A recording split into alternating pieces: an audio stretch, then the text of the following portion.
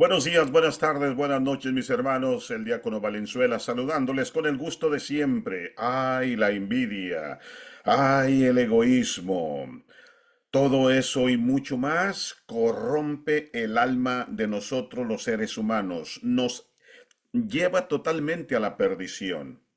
Y si no es la perdición económica porque usted se sale con la suya y le quita lo que no le pertenece a alguien más, por lo menos si usted se gana la perdición del alma, y eso creo que es lo más importante de todo. Demos lectura a el Evangelio de hoy. En aquel tiempo Jesús comenzó a hablar en parábolas a los sumos sacerdotes, a los escribas y a los ancianos, y les dijo, un hombre plantó una viña, la rodeó con una cerca, cavó un lagar, construyó una torre para el vigilante, se la alquiló a unos viñadores y se fue de viaje al extranjero. A su tiempo, les envió a los viñadores un criado para recoger su parte del fruto de la viña. Ellos se apoderaron de él, lo golpearon y lo devolvieron sin nada. Les envió otro criado, pero ellos lo descalabraron y lo insultaron. Volvió a enviarles a otro y lo mataron. Les envió otros muchos y los golpearon y los mataron. Ya solo le quedaba por enviar a uno, su hijo querido, y finalmente también se lo envió, pensando, a mi hijo sí lo respetarán. Pero al verlo llegar, aquellos viñadores se dijeron, este es el heredero, vamos a matarlo y la herencia será nuestra. Se apoderaron de él, lo mataron y arrojaron su cuerpo fuera de la viña. ¿Qué hará entonces el dueño de la viña? Vendrá y acabará con esos viñadores y dará la viña a otros. ¿Acaso no han leído en las escrituras la piedra que desecharon los constructores es ahora la piedra angular? Esto es obra de la mano del Señor. Es un milagro patente. Entonces los sumos sacerdotes, los escribas y los ancianos quisieron apoderarse de Jesús, porque se dieron cuenta de que por ellos había dicho aquella parábola, pero le tuvieron miedo a la multitud. Dejaron a Jesús y se fueron de ahí. Palabra del Señor. Gloria a ti, Señor Jesús. Qué lástima que desde los tiempos de nuestro Señor Jesucristo y posiblemente mucho antes, hasta hoy exista el mismo cáncer de siempre, la envidia, el egoísmo, la prepotencia y todo aquello que nosotros los humanos desafortunadamente tenemos dentro de nuestro DNA, como se dice, ¿verdad? Pero, pero, nosotros podemos cambiar, ¿eh? Nosotros podemos cambiar y tomar un mundo diferente en nuestras vidas, pero muchos solemos y decidimos irnos por la tajante.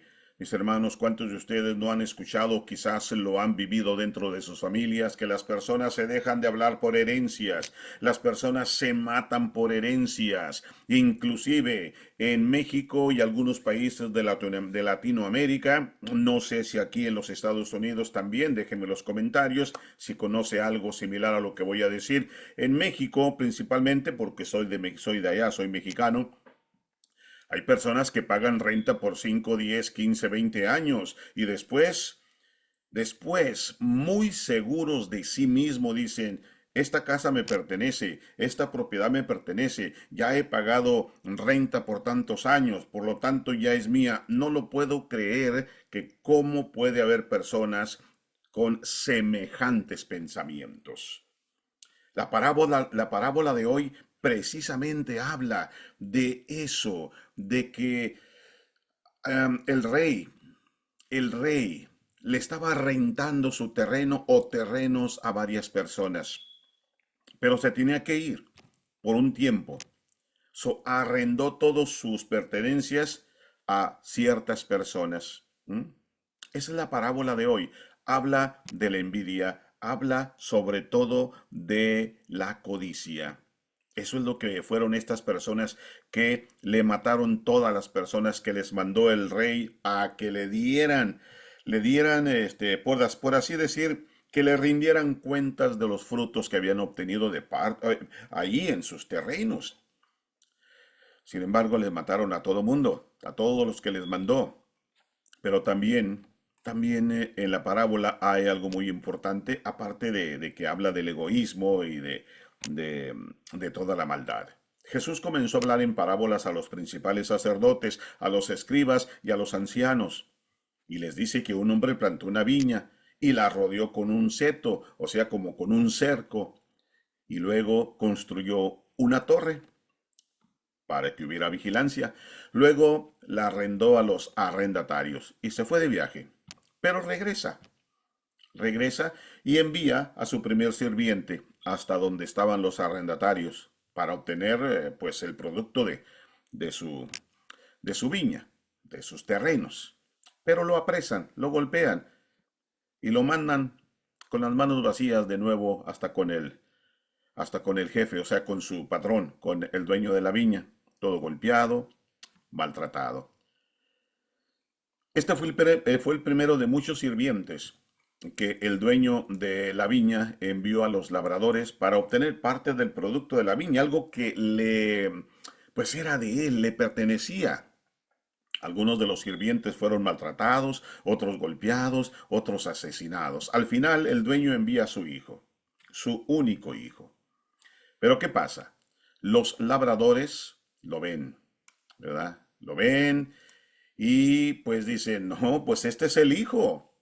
Este es el que se puede quedar con todo. Y no vamos a permitirlo. Nosotros aquí ya prácticamente somos los dueños y si no somos los dueños vamos a ser.